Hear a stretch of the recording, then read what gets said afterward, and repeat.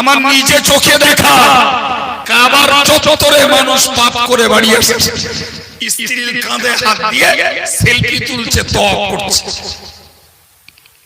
পাপ হবে না? আমার নিজে চোখে দেখা। রাসূলের মাজারের সামনে দাঁড়িয়ে দরুদ সালাম পড়া বাদ দিয়ে সেলফি হচ্ছে। যে আরাফাতের ময়দানে গোনা ঝরে, সেই ময়দানে উট ভাড়া নিয়েছে, নিয়ে উটের পিঠে চড়েছে, ক্যামেরাম্যান ভাড়া করেছে, ফটো তুলছে, বাড়ি যেয়ে বউ বাচ্চাদের দেখাবে, দেখ আরাফাতে উঠছে পেশ। অথচ ওই ময়দান হাজীদের জীবনের গোনা ঝরানোর ময়দান। সুবহানাল্লাহ বলে। এগুলো কেন হয়? কেন হয়? ও হজ করতে গেছে, ওর কলবে আল্লাহর স্মরণ নাই, যার ফলে তওয়াব করতে যে ও পাপ জড়ো করছে, মাজারে সালাম দেওয়ার জায়গায় দাঁড়িয়ে পাপ জড়ো করছে, আরাফাতের ময়দানে দাঁড়িয়ে পাপ জড়ো করছে। যার কলবে আল্লাহর স্মরণ আছে, ও জঙ্গলে যে নেকি কামাই করে। যার কলবে আল্লাহর স্মরণের অভাব, ও মসজিদে যে ঝগড়া বাঁধিয়ে বাড়ি আসে। আছে না? না, এ আসা কথার পার্থক্য বুঝুন, কথার পার্থক্য বুঝুন। শুধু জবানে কিছুক্ষণ আল্লাহ আল্লাহ করলেই আল্লাহ ওয়ালা হওয়া যায় না বাবা। আমি মাঝে মাঝে বলি, কখনো শুনে থাকবে, শুধু যদি জবানে আল্লাহ আল্লাহ করলেই পীর হওয়া যেত, বুজুর্গ হওয়া যেত, আল্লাহর ওলি হওয়া যেত, আমি বলি তাহলে এদেশের বড় পীর হচ্ছে যে যারা ওই ভিক্ষে করার জন্য কলমা পড়ে, ওরাই বড় পীর।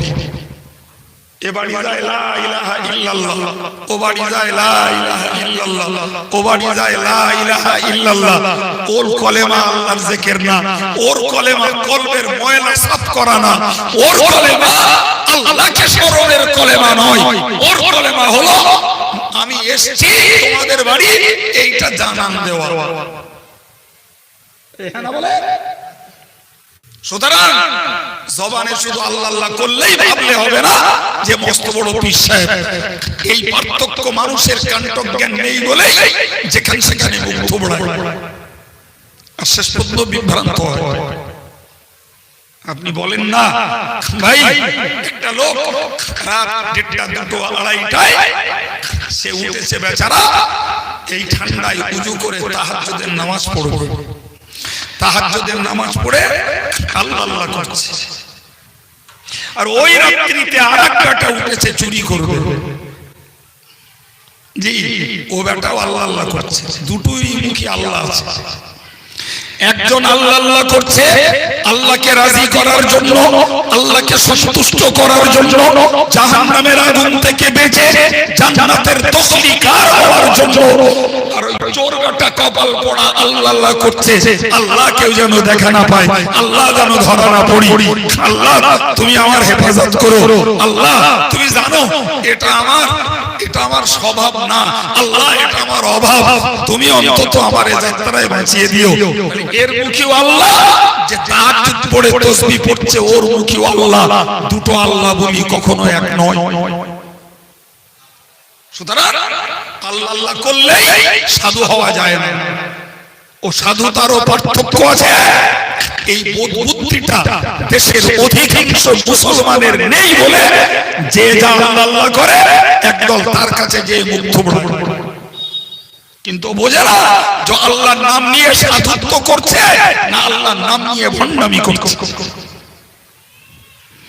সুতরাং আপনাদের কাছে আমার ভাই হার্ড রিকোয়েস্ট, যে আমি আব্দুল কাইয়ুমকে ডাকিয়েছেন হাফেজ মাওলানা শিকবিল্লাহ সাহেব, হুজুর আপনি একটু জিকির করবেন, কিন্তু আমার না এই দুম করে এসেই জিকির করা হয় না। যদি মানুষকে দুটো কথা না শেখাতে পারলাম, মানুষকে দুটো কথা শেয়ার না করতে পারলাম, ও শুকনো জিকির করে এর গুরুত্ব এর মূল্য মানুষ বোঝেন। তাই এই অভ্যাসগত ভাবে একটু বকে ফেললাম। আচ্ছা বাবু, যেটুকু বকেছি তাতে কি আপনাদের সময়টা লস করে দিচ্ছি মনে হচ্ছে? জি এই কথাগুলো যদি মনে রাখেন, বিশ্বাস করুন সত্যি কথা বলছি, আমার যোগ্যতা নেই, আমি আপনাদের নিয়ে জিকির করাবো। জি ভাই, কারণ জিকির না সবাই করতে পারে, আল্লাহ আল্লাহ আল্লাহ আল্লাহ করতে হবে তো, খুব পারে। ও আপনারাও পড়েন, আমার মায়েরাও পড়ে। ওই যুবকগুলোকে যদি বাবা বাছা করে বসিয়ে দেওয়া যায়, মাশাআল্লাহ ওরাও করতে পারে। কিন্তু ওই মুখে মুখে আল্লাহ আল্লাহ করা আর লা ইলাহা ইল্লাল্লাহ পড়া এটা সহজ, কিন্তু এই জ্ঞানটাকে সঞ্চয় করা এটা লক্ষ গুণে মূল্য বেশি। এটা যারা বোঝে তারা জিকিরের মান মর্যাদা মূল্যায়ন করতে পারে। আর এটা যারা না বুঝে পেলেন আল্লাহ আল্লাহ করে, ওই বললাম এখানে বসে আল্লাহ আল্লাহ করবে, উঠে যেয়ে গালি দেবে, উঠে যেয়ে মিথ্যা কথা বলবে, উঠে যেয়ে গীবত করবে, কি লাভ হলো জিকির করে? আল্লাহ আমাদের সকলকে কলবের স্মরণের মানুষ বানিয়ে দেন, বলুন আমিন। আর একটু জোরে বলেন আমিন। সম্মানিত ভাইরা, আমি আমার অযোগ্যতার ভিতর দিয়ে আপনাদেরকে নিয়ে একটু ওই আল্লাহ পাকের মধুর নাম, মহানাম একটু জপ করব। তো পীর বুজুর্গদের আদর্শ হলো তোমরা জিকির করার আগে একটু সবরেসানি করো, তাহলে পীর ওলিদের রূহ খুশ হবে, তাদের দোয়া পাবে, আল্লাহ খুশি হবে, তার রহমত পেয়ে যাবে। একটু সূরা ফাতিহা একবার, সূরা ইখলাস তিনবার, আর তিনবার দরুদ শরীফ একটু পড়ে নেবেন। বিসমিল্লাহ। আস্তাগফিরুল্লাহ।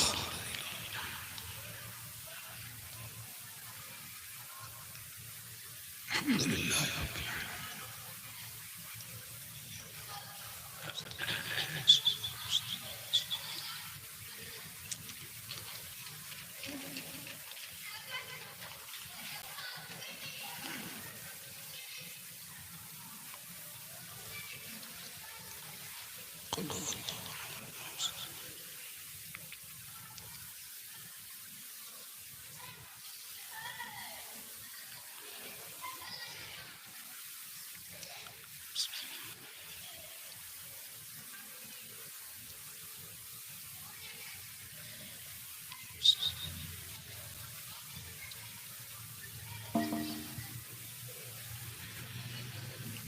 যে যে পড়েছেন সবরেসানির জন্য হাওলা করুন। আল্লাহুম্মা আমিন। আলহামদুলিল্লাহি রাব্বিল আলামিন, ওয়াসসালাতু ওয়াসসালামু আলা সাইয়্যিদিল মুরসালিন ওয়া আলা আলিহি ওয়া আসহাবিহি আজমাইন। রব্বানা যালামনা আনফুসানা ওয়া ইন লাম তাগফির লানা ওয়া তারহামনা লানাকুনান্না মিনাল খাসিরিন। দয়াময় আল্লাহ, আমরা তোমার গুনাহগার বান্দা বান্দী, গুনার দায় তোমার কাছে স্বীকার করছি। আল্লাহ আমাদের গুনাহগুলোকে মাফ করে দাও। আল্লাহ নফসের তাড়নায়, শয়তানের প্ররোচনায়, দুনিয়ার মোহে পড়ে আমরা বহুমুখী পাপ করে বসেছি। আল্লাহ তুমি আমাদের পাপগুলোকে মাফ করে দাও। তুমি ক্ষমা না করলে আমরা ক্ষতিগ্রস্ত হয়ে যাব। তুমি রহমত না করলে আল্লাহ আমরা ধ্বংস হয়ে যাব।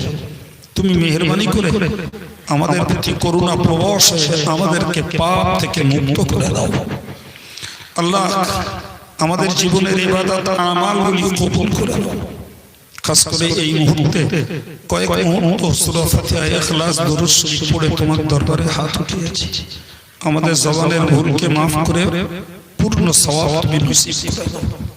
সর্বাগ্রের সওয়াব মোদের প্রাণ প্রিয় রাসূলের পাক রূহে বখশিশ করে দাও। হুজুরের ওসিলা করে কুল মুমিনিন মুমিনাত, মুসলিমিন মুসলিমাতদের রবকে সওয়াবকে পৌঁছে দাও।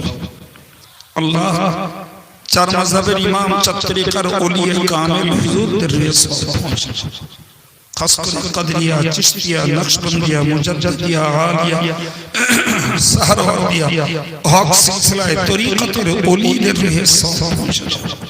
তাদের রূহানি দোয়া, ফয়েজ, তাওয়াজ্জুহ ও জিয়ারাত আমাদের নসিবে মঞ্জুর করো। ফুরফুরা শরীফের দাদা হুজুর কিবলা তাআলা আওলাদ খলিফা হুজুরদের বসিরহাট আল্লামা হুজুর দরগাহ পীর শাহ হামিদি সাহেব, সরসিনা পীর সাহেব, কালিয়ানী সুফি সাহেব, হাফিজ সাহেব হুজুর কিবলা আমার বাজি, ইনাদের সকলের আল্লাহ আমাদের প্রত্যেকের পিতৃ মাতৃ শ্বশুর শাশুড়ি বংশের যারা কবরে গেছেন ঈমানের ওসিলায় তাদের জীবনের গুনাহ খাতাকে মাফ করে দাও। আল্লাহ এই গ্রামের প্রতিটি কবরস্থানে যত মুর্দা শায়িত রয়েছে আল্লাহ সকল মুর্দা ঈমানের খাতিরে জীবনের গুনাহ খাতাকে মাফ করে দাও। কারণ কবরে আযাব থাকলে আযাবুল কবর থেকে নাজাত দাও, এর সওয়াব তাদের রহে রহে পৌঁছায়।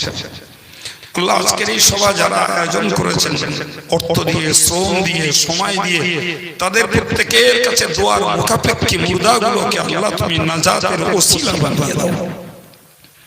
আল্লাহ আমরা এই মুহূর্তে তোমার অনুগত বান্দা হয়ে তোমার ইসমে আযমের জিকিরের নিয়তে বসেছি। আল্লাহ আল্লাহ এই জিকিরের মজলিসটাকে, সময়টাকে তুমি কবুল করে নাও। আল্লাহ আমাদের কলবটাকে সাফ করে দাও, আমাদের হৃদয়টাকে হিংসা মুক্ত করে দাও, অহংকার মুক্ত করে দাও, দুনিয়ার অতিরিক্ত লোভ মুক্ত করে দাও, জেদ মুক্ত করে দাও। এ আল্লাহ তোমার মারিফাত, তোমার পরিচিতি, তোমার হাবিবের মহব্বত আমাদের প্রত্যেকের অন্তরে তুমি প্রতিষ্ঠিত করে দাও।